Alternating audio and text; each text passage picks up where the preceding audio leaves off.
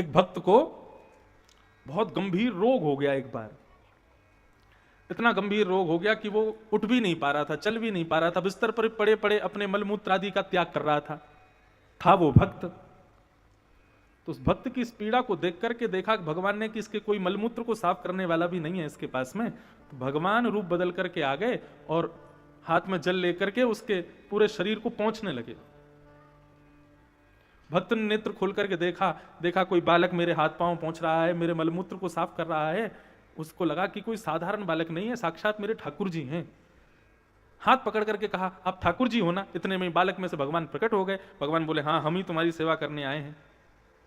बोले आप भगवान होकर के, इतने पवित्र होकर के, इतने इतने समृद्ध होकर के मेरे मेरे मेरे मलमूत्र को साफ करने आए हो। भगवान बोले क्यों, तुम भक्ति ही सेवा करना जानते हो, हम भगवान सेवा करना नहीं जानते। हम भी सेवा करते हैं, भक्तों की सेवा हम भी करते हैं। भक्त ने बहुत अच्छी बात कही। बोले प्रभु आपको मेरी सेवा ना करनी पड़े ऐसा कुछ कर दो ना। भगवान बोले ऐसा क्या करें। बोले मेरी पीड़ा दूर कर दो, मुझको जो रोग हो गया है, मुझको जो पीड़ा हो गई है, मुझको जो अंदर दिक्कत हो गई है, इसको दूर कर दो, मुझे सही कर दो। आप तो सर्वसमर्थ हो, भगवान हो, आपको मेरी सेवा करनी ना पड़े इसके लिए मेरे रोग को दूर कर दीजिए ना, मुझे स्वस्थ कर दीजिए। भगवान बोले नहीं, स्वस्थ नहीं करूंगा। क्यों। बोले क्योंकि मैं चाहता हूं कि तू इस संसार के भव बंधन से जल्दी मुक्त हो और उसके लिए तेरे जितने प्रारब्ध कर्म हैं उनको तू भोग ले। यदि तूने कहा कि भाई मेरे प्रारब्ध कर्मों को अब मुझसे दूर कर दो, मेरे कष्टों को दूर कर दो, मुझे स्वस्थ कर दो, तो तेरे प्रारब्ध के कर्म तो रह जाएंगे ना, और यदि वो रह गए तो उनको भोगने के लिए तुझे फिर जन्म लेना पड़ेगा।